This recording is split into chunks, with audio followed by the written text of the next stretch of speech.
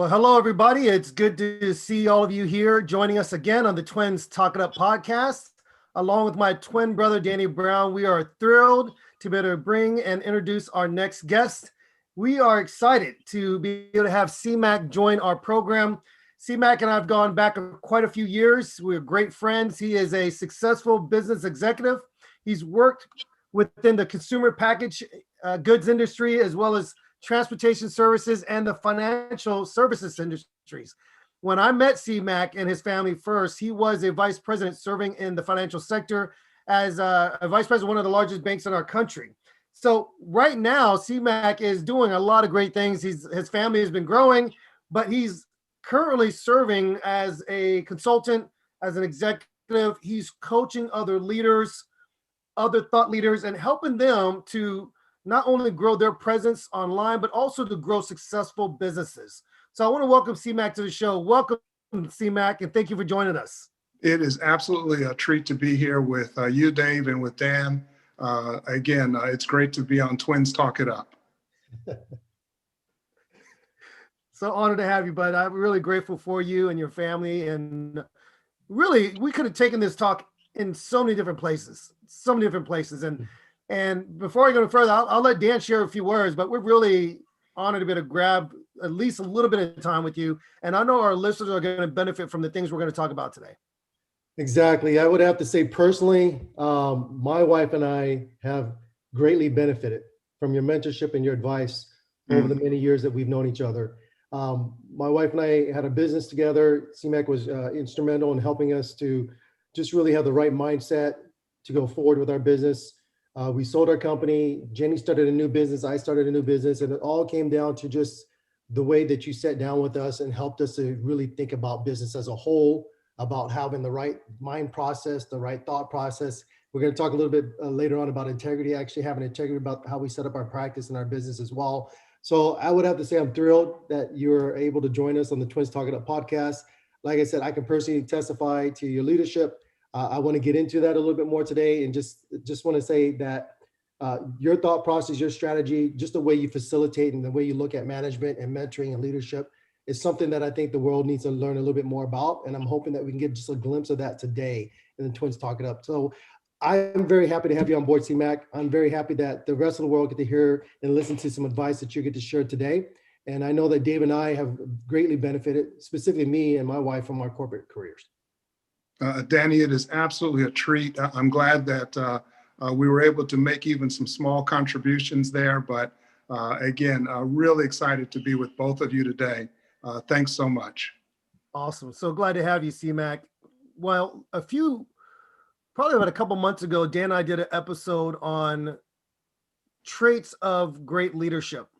Mm-hmm. And in one of those traits, we talked about credibility. And within credibility, we really didn't do a deep dive, but you can really think about the concept of integrity. But before we talk about integrity, because that's really the topic I want to get into with you today, C Mack, you've done so much work on really mentoring and coaching other leaders. Who are some of the thought leaders that you had in your life, people that helped shape you to really becoming the professional that you are, and really the work that you've done and success you've had? Yeah, let me say, I've been so fortunate. I've served as a corporate officer for several Fortune 500 companies.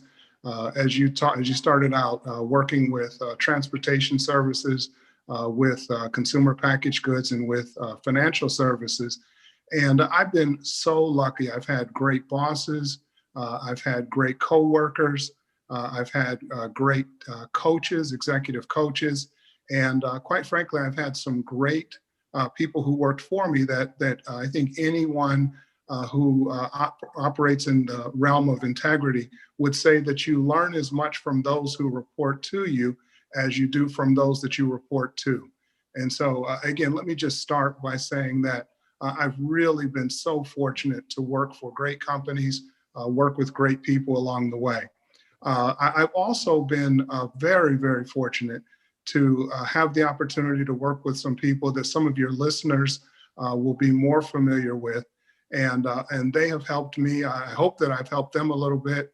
But just a couple of examples. I was able to, right after Vernon Jordan got shot, I was able to spend 2 hours with him at a board meeting in Park City, Utah.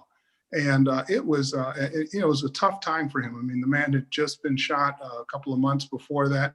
And we just spent 2 hours, and he just wanted to talk. And we spent 2 hours together. It was great time.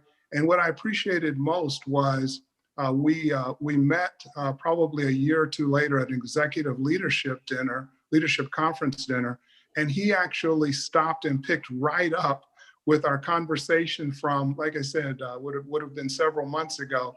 He picked right up on the exact conversation, and we just kept the conversation going. But I was so fortunate to have spent that time with him. He was on the board of directors of the company that I was working with at the time. And so we, again, just had a tremendous, tremendous time spending time together on that. A second example would be our President Barack Obama. My wife and I got to spend some time with both Michelle and with Barack, and they were really interested in how my wife and I handled a busy schedule.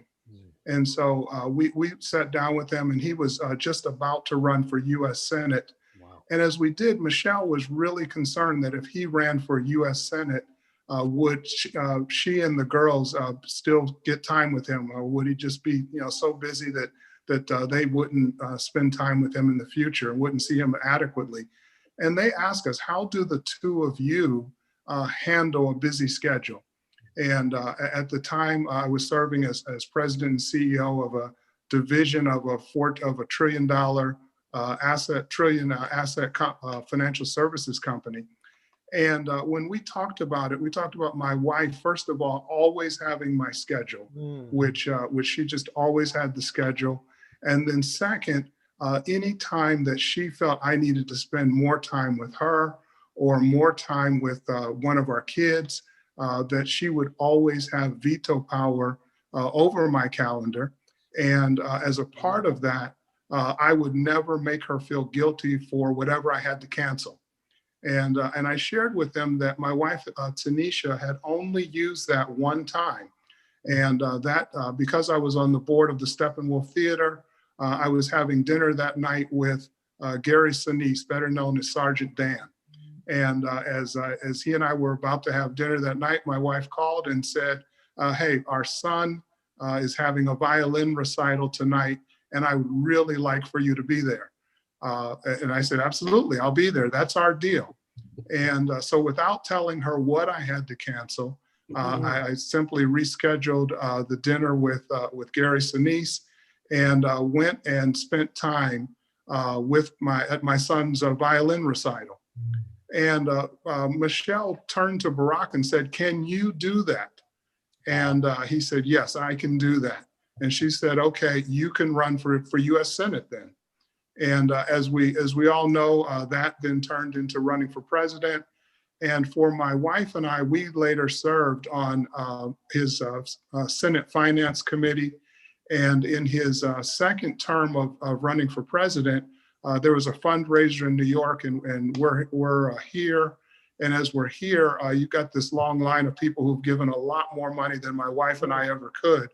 And it was great watching Barack, President Obama, shake hands, shake hands, shake hands. And when I got up to the front of the line, he gives me this huge bear hug, and everyone's looking at me like, who are you? We've given all this money, but you get the big bear hug. Yeah. And as you go through this, again, it's just another example of when people know that you're operating with integrity, when they know that you live the values and the principles that you actually profess, it makes a big difference for you, and it's a big difference for their life. So those are two examples, and later in the podcast, I can go into more examples of time with John Johnson, who gave my family a personal tour of Ebony Magazine, or with Earl Graves Sr., who really just provided me some great business advice through the years. And even with the CEO of American Express, with Ken Chenault, He and I became pen pals, and I continue to keep and treasure the letters that he wrote me, just encouraging me with my career.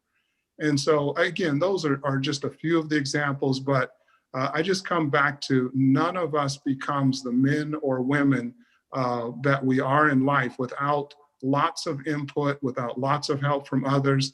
And it's not just those that are above us, it's those that are below us as well who can impact us. So again, I've been very, very fortunate with the advice of many, many great people. I love that, C Mack, and it's really humbling to hear that you can make such a great impact with your life. I mean, even the way you shared that story of the incredible people you met, the incredible people that helped shape you as much as you've shaped them. And I will tell you that it's really inspiring because it all ties back to what you said. It's about the aspect of your character. And in this specific topic we're talking about is the topic of integrity. And I would love to do another show just talking about mentorship and the way people are really influencing you and how we've got to bring that back more in our culture today. I don't see it as much with our younger generation. And I think that's vital for the success of what we need to be able to see in our businesses going forward. But let me ask you this, C Mack, as we get going here. How would you define integrity? When we talk about business integrity, how do you define it? And how do you look at that? Yeah, when I think about integrity, I think about it as a layered, complex topic. And so I think when it comes to personal integrity, a lot of that is honesty. And as many have discussed before, that's really credibility, that's being trustworthy. But I think as you get into organizations, into companies, even into societies or countries, it becomes much more complex. Right. And it becomes a lot more around values. There can always be a code of conduct. There can always be a 10 commandments. There can always be the Hippocratic Oath. But what really matters are the values that a company or an organization or a country stands for. And I would even go so far as to say it is far deeper than what's on paper. It's what's reinforced. And what is it that that people value? What is it that, and again, when I say reinforced, it's what is fair, what is consistently reinforced, because whenever individuals see that one group of people are treated differently than another, and that could be direct reports of a CEO, that could be a certain tribe of people, the ability to hold integrity, to hold values becomes very, very tough. And once that starts to break down, it really negatively affects the entire company, and it negatively affects the entire country. And so, when I look at this, again, it's a layered, complex topic, but it really comes back to more than what's on paper, what is reinforced in the culture of the company, the culture of the country, and what are the values that are consistent, that are fairly applied to everyone, such that people can say with pride, this is what my organization stands for. This is what my company stands for. This is what my country stands for. And can say that with a reliability that this is how the organization will function. And again, that goes far deeper than what's on paper. It's what is reinforced day in and day out. I really appreciate the breakdown. This is Danny, by the way, because we both sound alike. So every now and then I have to tell people who David is and who Danny is when we chime in. So right. You brought up something very, very crucial. You had mentioned that the tribe or a group of people, maybe direct reports to the CEO, there's this feeling sometimes that people get left out, or because they're not part of that tribe, or they're not part of that circle, that they're not part of that particular special circumstances and things like that. I always find it interesting because as leaders, you have to be more conscious sometimes and be more aware. Even as parents, do I spend more time with one child over the other? Mm-hmm. Do I forget to spend time with my wife because I'm so focused on doing other things? Right. And it's like I can see. Let's hope not. Yeah, it's like I can see why your wife said, "Hey, look, I got to have veto power." I can see why Michelle Obama was excited about that as well. Younger people today, And I'm glad you brought up, I was a sponsor at the Black Enterprise Entrepreneur Summit. I was one of the sponsors. And we had a chance to see a lot of young individuals ask questions about their career, about their future. And you always see the big companies there, the Microsofts, the Googles, and Amazons. You always see those big companies at these big conferences. But the younger people are asking the same question over and over again. Can I trust that company? Do I want my name associated with that company? Not just the brand, but do I believe in the leadership? And so when we look at statistics, in the US, just the US alone, 1 in 7 companies in the United States commits fraud every year. And it costs an estimated $300 billion a year. So because younger people and even some older people would like to tie themselves to a company that has integrity, how can organizations who have that brand, who have that leadership position in the marketplace, how can they maintain that integrity so that people can be proud to work for them?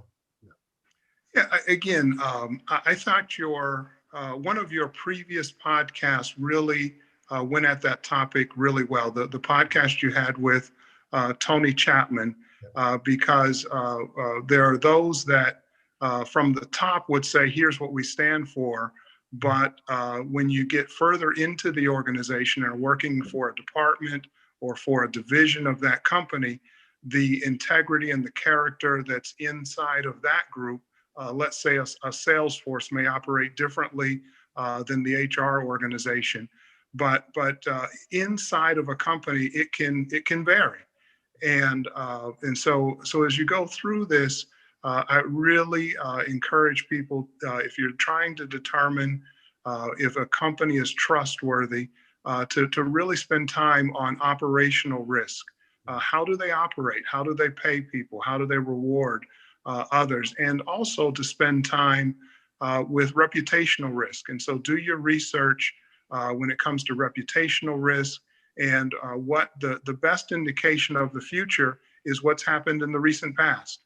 And so as you go through this, spending time asking even competitors what they feel about that company, asking former employees, how did things really work at that company within that organization, is a great way of being able to make that determination. When we look at this from a standards perspective, there's nothing on the perspective of integrity that would be on the level of an independent integrity assessment, something like gap accounting, where you know this is how things are taken, how they're measured consistently across companies. The closest that I've seen is something called ESG investing, where they really do look at the environment, they really do look at society or social issues, they really do look at governance. And that standard has really, I think, become a good way of looking at companies today. It's the closest that we've got in terms of what's a standard. But I hope that over time, even that standard will be strengthened, will be made a little bit more consistent across companies. But that's really the best that we've got today. Yeah, I appreciate you bringing that up. I think, as you stated, there's some standards today that we can work with, we can use as we go forward, and it has to continuously evolve. And I think we have to continuously go back and reassess on continuously now. I mean, now that we have COVID in place, by the way, this is Danny again. Now that COVID's been around, it's been here. There are a lot of organizations, CEOs, board leadership, who's taken advantage of insider trading to try to get more money in their stock and things like that. How can leaders not fall into that trap during COVID to make shortcuts or to inflate things that are not real in order to try to make more money during this time, during this pandemic? What can we personally share? What can you share personally, and how leaders should think about themselves as they go forward, specifically with COVID and how things look today in the market for big businesses? Yeah, I think, Danny, first of all, let me just say it's a great question and one that is timely and relevant. And so as we go through this, we're really experiencing 2, maybe 3 pandemics all at the same time. We're experiencing the pandemic of COVID-19. We're experiencing the pandemic of racial inequality, and we're experiencing the pandemic of a global economic recession. that could go into a depression if not addressed from both a fiscal and a monetary perspective. And so as you look at that, I think across the spectrum, the results or the judgments would be mixed, because you would have to look at it from the perspective of corporations. You'd have to look at it from the perspective of governments. You'd have to look at it from the perspective even of small businesses. And across each of those, again, I think it's been very, very mixed.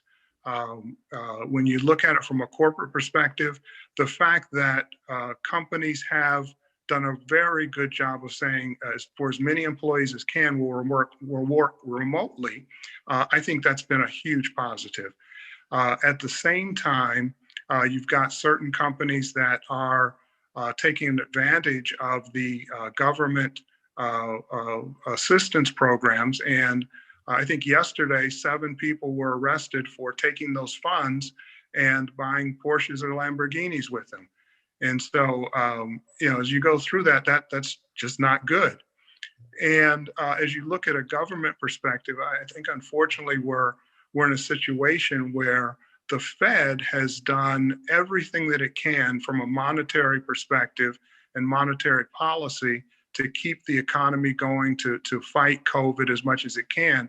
But from a fiscal policy, our Congress has not been able to work together to do a second stimulus package.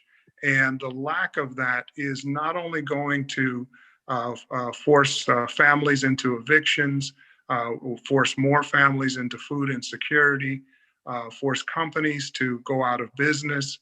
More small businesses will go out of business, but it will significantly impact our economy, particularly in the first quarter of 2021. And again, that is a reflection of leadership. It is a reflection of integrity. It is a reflection of how deeply do we care for our fellow men and women. And I would just add to that, just the simple act as individuals of wearing a mask, of social distancing, as you go through this, is something that we can each do. And again, it's not political. It's not making a political statement. It's simply that I care enough about my fellow man, my fellow brother, my fellow sister, my neighbor, that I'm going to wear a mask and social distance. And particularly as we get into the holidays and we look at COVID-19, those are things that are within our control. And so, Danny, again, your question is a great question.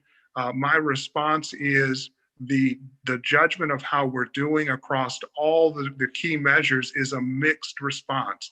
There are some areas that we've done well in. We're all excited that there are vaccines that are coming down the pike that should be hugely helpful. But the key question is going to be who gets them, and who, as you get through the distribution phase and the manufacturing phase, where do they go first?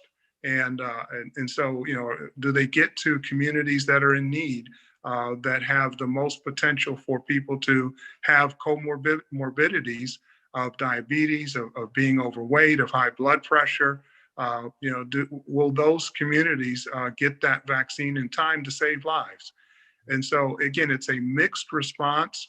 We have to do better. And again, not just one segment of our economy or one segment of the corporate infrastructure, but for large businesses, small businesses, we have to do better. Yes. You're on mute, Dave. That's a great point, C Mack. I appreciate you sharing that. And thanks for pointing that out. I think what's really interesting and what breaks my heart is when you hear about the stories of those people that do take advantage of the system, or because there's a rush to get aid to American citizens, multimillionaires, companies that are nowhere near challenged like others are taking the money. We hear about these sports franchises taking the funds and some giving them back. And it really just gets to the core of, how do they value integrity for themselves?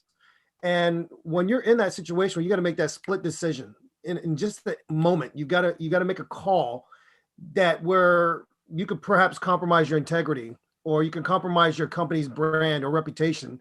What do you do? So the thought I had, C Mack, or at least the question is, thinking back to your long career, and the many organizations that you've been a part of, has there ever been a time where perhaps you failed the integrity test, or maybe you were thrown in a situation that was a crisis and you acted in a way that you thought back was probably not the way you should have acted? Has there ever been a time that you've done that personally? Because I know we've seen it, we've heard the stories, but have you ever been in that situation where you've seen that happen for yourself?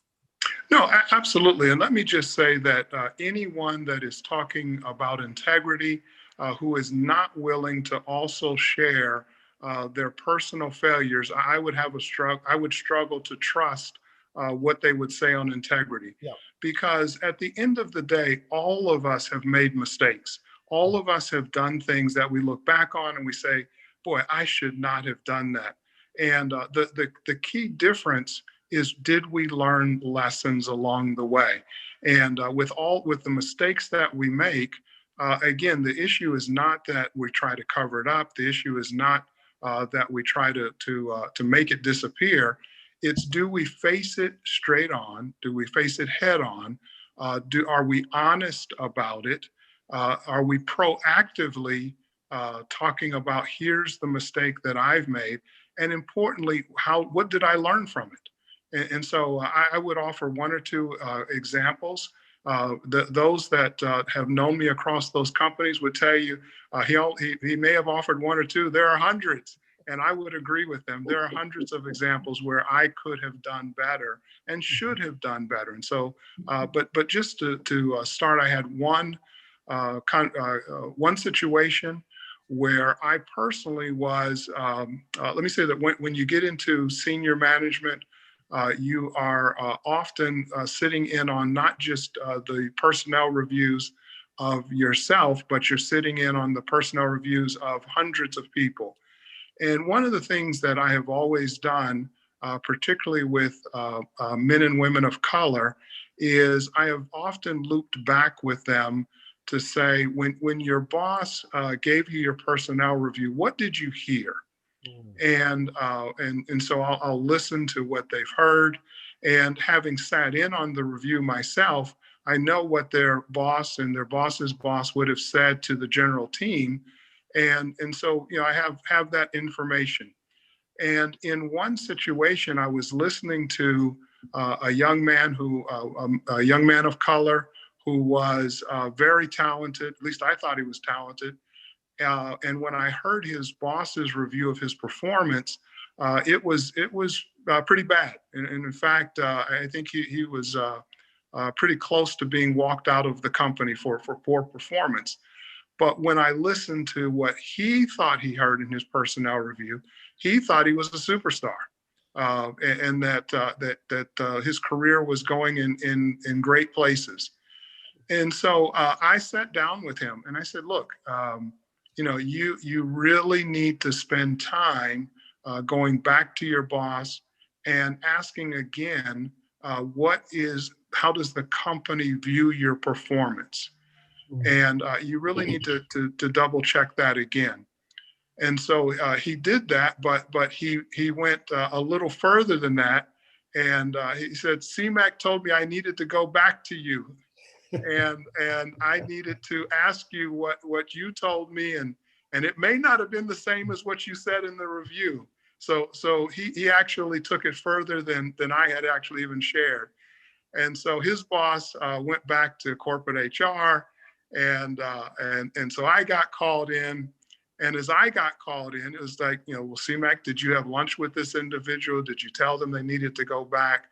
And I said, "Yes, those are things that I did. I did not do some of the other things that I'm accused of, but yes, I did that. And by the way, I do that for many of the men and women of color to make sure that what they're hearing is what is being said." And at the end of the day, I fessed up quickly to what I had done, what I had said, and I got a slap on the wrist for having done that. Which again, I had to accept. And the recommendation from my supervision and from HR was, "Hey, and the next time that happens, come back to us and we'll go back to that person's manager and have that discussion. We'll make sure that everything, but please do not have that conversation directly with the employee." And I said, look, you're right. What I did was inappropriate. And I had to, again, get the slap on the wrist for what I did. And it's, sometimes we try to justify things by our intentions. I don't do that. What I did was wrong, and I admit that what I did was wrong. And so again, that would be one example. I don't know, Dave or Danny, if you want to ask me any follow-up questions from that example before I go to the next example. I would like to say that that despite doing something that got your hand, your wrist or your hand slapped, one thing you did very clearly, you admitted up front. Here's what I did. Yes. And I see a lot of leaders, they don't do that. No. They try to blow it over, make excuses, blame somebody else. They just don't come up right out front and just say what they did. And I can respect somebody who did that, because then you have to ask, what was the intention?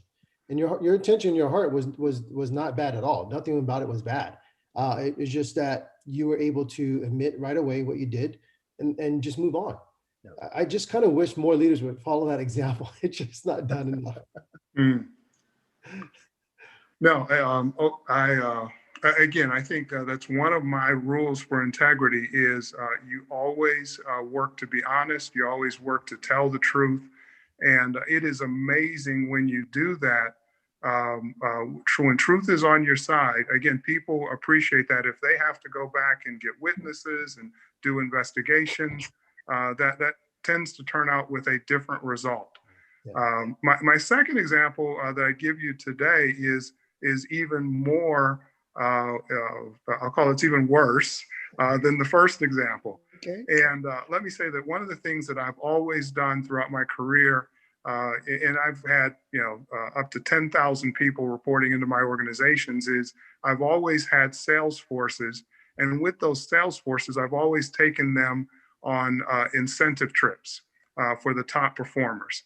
And we always go to locations. We've been to Maui, we've been to the Dominican Republic, we've been to Puerto Rico. I took one group to London and Paris, but I just always believe in taking my top sales performers on incentive trips and making sure that they're fun and making sure that I'm having fun with people. And on one trip that was in Puerto Rico, we're out having fun and we're drinking. And again, everyone's having a great time, but I had too much to drink. And just to be completely open and transparent and honest, I had more than I should, and I ended up passing out. And again, I'm the big boss on the trip, and I woke up in my villa and with my clothes on the bed, and it's like, oh my gosh, this is horrible. And so I found people and apologized to them.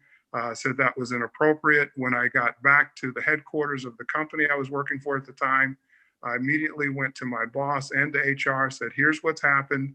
I was wrong, and I will, whatever is to become of this, I accept my punishment, but I want you to know this is what happened, but I don't want others to have to come to you.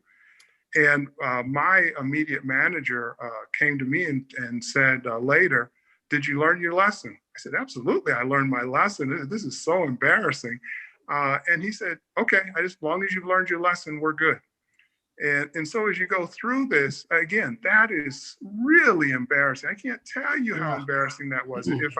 If I could turn red on screen right now, I'd be turning red even today from what happened.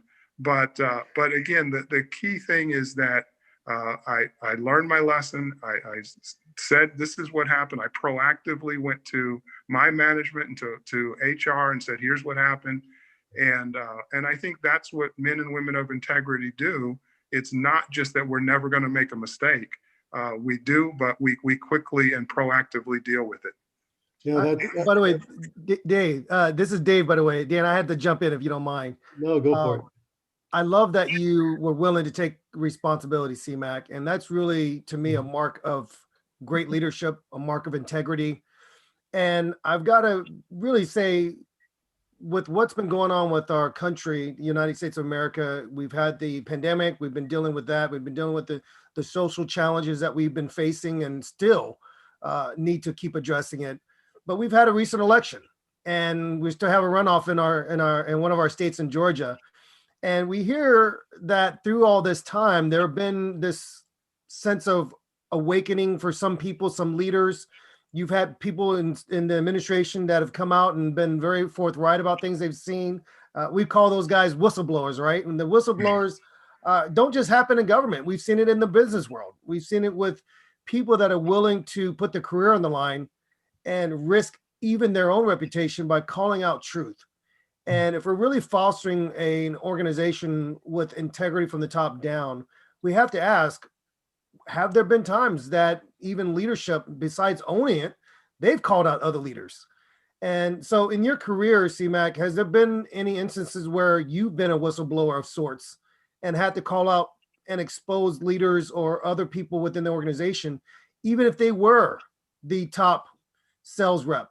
Even yesterday, I had a conversation with a company out of Houston, Texas, and they were talking about how it was so tough in the organization because even when leadership was being exposed, the heads up said, "Hey, we got to take it because he's our number one producer." And so I've got to be able to ask, has there been times where maybe you've addressed that with other people? Maybe you've challenged the lack of integrity in leaders around you? Again, I would offer one, maybe two examples Sure. there. The first would be in my corporate career. One of the guys, I'll use a one that has even more complex. Another example. So I'm changing examples midway because I think it is more complex and more reflective of our discussion today. Okay. But I had a situation where a gentleman who reported to me was actually, at least I discovered that he had set up a separate shell company. And in setting up the separate shell company, when he gave out contracts, he would have those that he gave contracts to pay a certain percentage back to his shell company. And once I discovered this, and let me say, he was a great employee. He was someone who did his job well. He was excellent at what he did, great performance. But I had to make the hard decision. And the hard decision was, I really like this guy. He was someone that I had fun with, that I enjoyed spending time with personally. But at the end of the day, I had to make the decision more than just to let him go from the company. I had to work with security, the corporate security group to confiscate bank accounts, houses, cars. We had to spend time with the local authorities, and that was just so painful. Let me say that. You'd say, well, this is the right thing to do. It is hard to do that with someone it's easy when you don't know the person, you've never met them before. But this was a guy I liked a lot.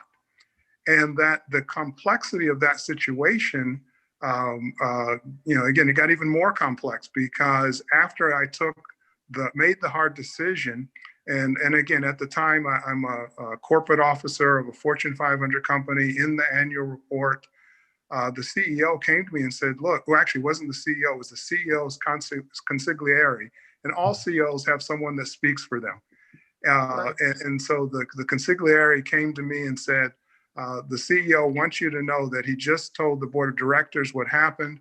And he told them that we have fired there were 5 members in that department, 5 individuals. And I had to say, no, that is not the right decision. We have fired and taken the right action with the individual who was taking this action, but the other 4 are clean. I've looked at their bank accounts. I've talked to the people who were involved. They're clean. They have nothing to do with this. And he came back to me 2 days later and he said, well, here's the deal. If you don't want to fire them, you don't have to fire them. But if they are found later to have committed any type of fraud with the company, now with this situation or differently, that is going to be your career. Oh my gosh. And so I am proud to say that 3 of those individuals still work with that company, and in less than 2 years will retire with full benefits, full pension, Awesome. 401k, everything.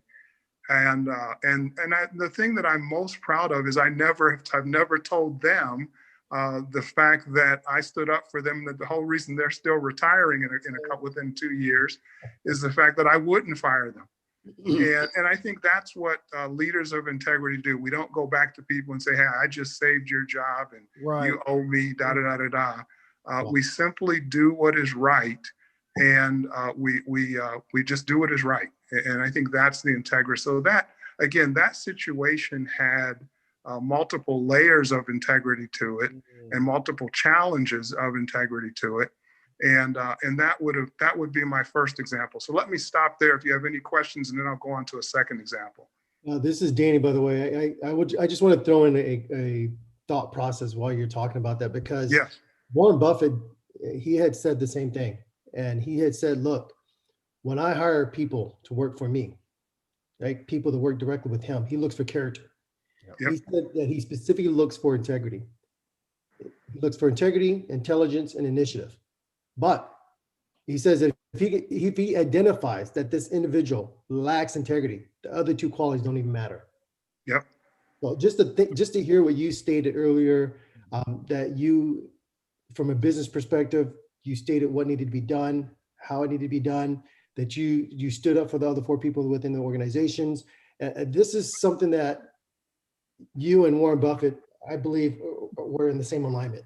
You look for those individuals with the integrity, and the instant they lacked integrity, it didn't matter all the other characteristics you love about them, you liked about them, personality, just being best friends, whatever it was, you had to focus on what was right and what needed to be done. So I would have to commend you on that. It's not easy from a senior leadership perspective, but to see that it had to be done, which long-term effect was even better, not just for you, but for the rest of the employees were better. So that's phenomenal.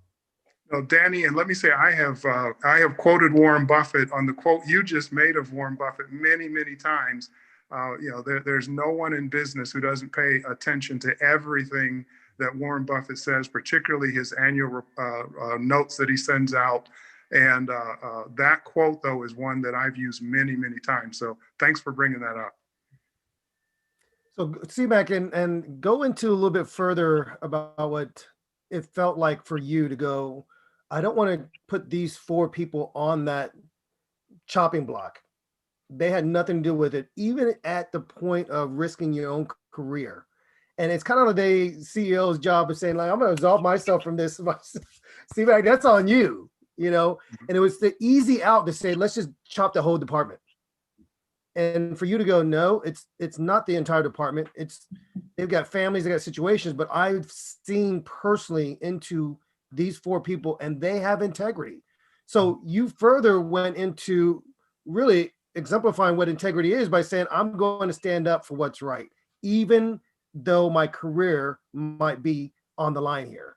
So the fact that you've kept up and you've seen these individuals, and like you said, 3 of them are still there, that's amazing.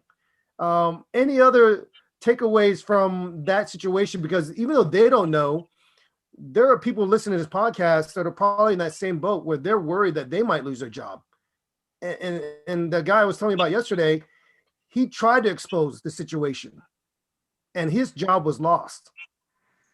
His job was lost. And that's the danger, I think, that we have, because we don't know if the HR, the senior manager, or at least the guy or the gal running the ship is going to just say, hey, I'm getting rid of you anyways, because it costs me more to lose this guy than it is to keep him. Even if it means long-term, I might damage my overall organization's reputation.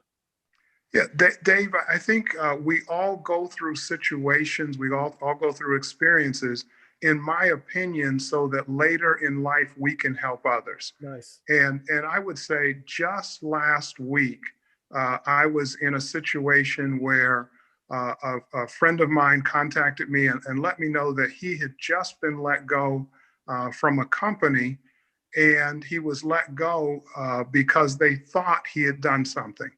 And we spent time together working, and it's again a major company. We spent time together on what his response should be, and again, not to be accusatory, to make sure he took the high road, to make sure that he they'll ask the company to go back and to look at the things that they should have done actually in their investigation. And what I'm very pleased to say is that when we do that, and they went back and they did look at what they should have looked at, they came back and apologized to him and said, you know what, we have looked at this more fully now, and we have concluded that you did not do what we accused you of doing. And what the reason I bring this up is we all need men and women in our lives that we can go to, who can help us through tough situations, through challenging situations. And for this individual, he was in the process of buying a house. He's in the process of, it would have affected his marriage, everything. And today he is gainfully employed. And unfortunately, in the last 4 years, I have had to work through and help more people than I'm proud of that I had to help through similar situations where they were under the gun for something that they didn't do, or were cited for poor performance when their performance was the same or better than their peers. And again, it's that voice of experience to say, okay, here's how to handle this maturely. Don't overreact. Here are the questions to ask. Here's who you ask those questions of. And when you go through that, in more than half the times, it has turned out well for those individuals. And so again, I'm grateful that I have gone through those tough situations, because it is now allows me today to help many others who otherwise would not be in a position to be helped. And so I'm very grateful for those situations. I love that you've been a confidant for so many people, C Mack, and that's amazing, and probably so much a reflection of what you truly believe inside, and that you really are a supporter of these professionals.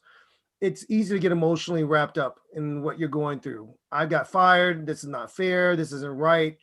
But to be able to stop that person and say, let's unravel this a little bit. Let's look at how to appropriately respond so that there can be eyes open. There can be ears attentive to what you're going through. I love that. This is Dave, by the way. I always sometimes forget to say that. But you mentioned earlier, C Mack, that there were several examples. Were there any others you wanted to share outside of the one you just did? I'm sorry. I wanted to make sure I asked you that. Yeah, no, I would share a second example of, and this is closer to your question of being a whistleblower. And again, without names, without the organization's name, et cetera, I was on a board of directors for a nonprofit, and discovered that the CEO of the nonprofit had given no bid contracts to what would be considered insiders, or men and women of influence who had influence over the organization. And in that situation, I worked for 3 years to try behind the scenes to try to get that situation corrected. I was unsuccessful at doing that. And once it was clear that it was not going to be handled appropriately, I then brought it to public light, because whenever you're dealing with a systemic issue, and again, systemic is different from individual, the only way to get it addressed is to bring it into public light. And as I brought it into public light, there were several retaliations against me personally. The one that was saddest was an individual actually told others that I threatened to beat him up. And I said, I've done a lot in my life, but I just don't remember threatening to beat someone up. And I told people, and he said this in a fairly large meeting. I said, look, here's the deal. Go back and ask him, why did I threaten to beat him up? I said, let's assume that I'm an old guy. My memory's not bad. I don't remember doing it. But ask the second level question, which is, did he do something on the order of I don't want to be overly dramatic, but did he rape my wife? Did he threaten to do something to my grandkids? What was it that he did or said that I would want to beat him up? And every person that went back to him said he didn't have an answer. I said, okay, well, actually, he did give you the answer. If he can't tell you what he said or did, that I would want to beat him up. And so, as you go through this and you're working with integrity, what comes across is some people are more concerned with looking bad than they are with doing bad. And I'll say that again. Some people are more concerned with looking bad than they are with doing bad. And so as you go through this, there are going to be times when you do what is right, but there are others who will not only try to say that you're the one who did wrong, but they will share inaccuracy, slander, however you want to put it. And as opposed to attacking them personally, again, I think as a man or a woman of integrity, what we do is we say, okay, go back and ask the second and third level question, which is if I did that, and again, I always tell people I'm an old guy now. Maybe I don't remember doing it, but if that's the case and I did do it, then certainly there must have been a reason. So that let them give you the reason, and then decide if who's telling the truth. But I don't remember it. And so as you go through this, I think for all of us, the listeners on your podcast, we really have to understand that there will be times when you take a position of integrity, and there are those who try to punish you, who retaliate against you for taking a position of integrity. Yeah. And when that happens, again, don't personally retaliate back. Simply ask the second and third level questions, which will reveal who's telling the truth and who's not. Wow. This is Danny, by the way. I love that example. I always think it's great to, as you said, to just ask those additional questions, yep. The second and third level questions. And more times than not, there's going to be misunderstanding, misinterpretation that would clear things up rather than allowing your emotions to lead you down a path that you can't go back. You can't go back. I want to kind of go down a little bit more further with that thought process of an organization when you're a business owner. So if we think about the U.S. today, and one of my nonprofits, I had formed a nonprofit with 3 other individuals this year, and DSB Leadership Group is a sponsor. Thank you very much. We had noticed that 40% of Black-owned businesses in the SMB space have gone out of business this year. And it is continuing to get worse right now because of COVID. And so when we think about being a business leader, we talk about having integrity. We're talking about being authentic. And if you go to people's websites, that's all you see. We're authentic, we're 100% trustworthy, we're transparent. But when you take a step back and you look at the individuals and you see how they behave and how they act, they don't always reflect the values that's stated on the website. So as a leader, specifically because you had 10,000 people reporting to you, but as a leader who may have had 2 people, 3 people, or even a couple of people report to you because you're the business owner, how can you, with a busy schedule, continue to go and meet with your individuals to ensure that they have not lost their way, that they still uphold the values of the organization, or uphold the values of the corporation, that they're still upholding the integrity that you put forth to your own consumers about who you are as an organization? Yeah, the point, Danny, that you're bringing up is one of my personal passions, one of my hot buttons.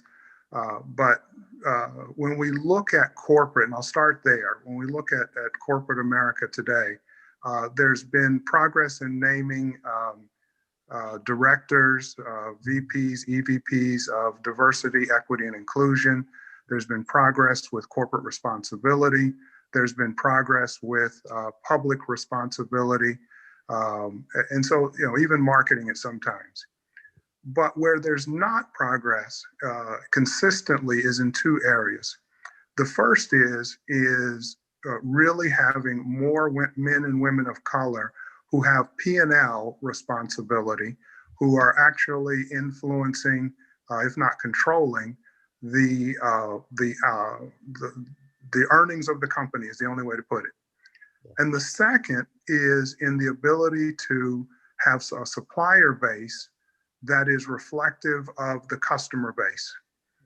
And so as you go through this, those are the 2 areas where I think corporations, from an integrity perspective, have to do a much, much better job in, again, first appointing men and women to P&L responsibility.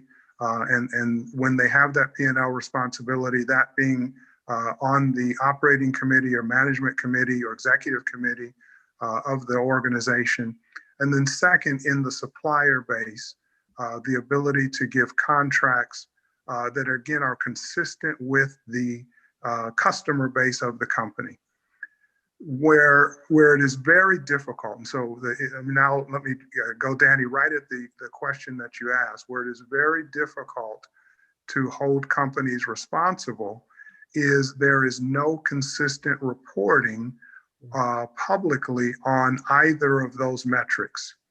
And so where you do have some minor reporting, if you dig deeper into it, there's often a confluence or a mixing of women-owned businesses and men and women of color, colored businesses, where you have, it'll just say minorities, and but no definition of what minority means.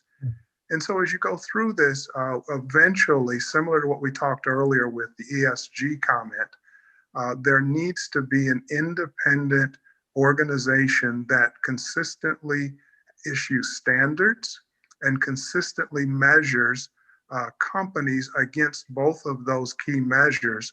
That's really the only way that you'll see improvement, because if something is not measured, it doesn't get better on its own. Agreed. And so again, I think it'd be very difficult for any company, particularly a small business, to hold a corporation accountable for the improvement. It would have to be, in my opinion, an independent organization that has a common way of measuring success and a common way of reporting success across companies. Until that happens, it's going to be very difficult. So I know I didn't give you the answer, but I and certainly not one that's going to make a difference in the next 6 months. But I think long term, that's what has to happen. I'm going to put you on the spot, C Mack. This is David. And Yes. say, well, then how do we get to that point? How do we get there unless it is, let's say, initiated by the new administration coming in? How do we get that done? Because right now, the only choices that I think a lot of people are going to feel they have is to expose things through media or to do things on their own through their own social media accounts. But how can we really get there? I mean, what do you believe will be the resolve for at least getting this going? Yeah, I think the difference is always, and I say this knowing that I may offer one answer and others may have 3 or 4 other ways to approach the problem. So I want to be clear that my answer here is my opinion. Others may have different opinions that are completely valid. In my personal opinion, the real difference comes from corporate culture that decides that we're going to make a difference in this area, in these areas, and we're going to measure and report, and we're actually going to fund independent organizations to measure our progress. And that is difficult to do, but again, I think that is the way that this really turns, because when you look at the feeder pool, there have to be a certain number of people coming up through middle management, up through senior management to get to the top, and who are doing that through with P&L responsibility. I tell people you don't go from running public relations to running a P&L. You have to be coming up through the P&L part of the organization. And in terms of awarding businesses, awarding contracts, I think government is some of the answer, but I really think it's more so that it's companies who are going to award those contracts. And again, it can't be we're ordering paper clips from a minority company. It has to be more so those functions, those contracts that are at the core of the business, and that's what makes a difference. And so if you go back, again, I'll go back to a personal example. One of the things that I'm most proud of is in every organization that I was a part of, I always worked hard at 2 things. One, promoting men and women of color to bigger responsibility. And my term that I used always was, I'm going to give you the opportunity to fail.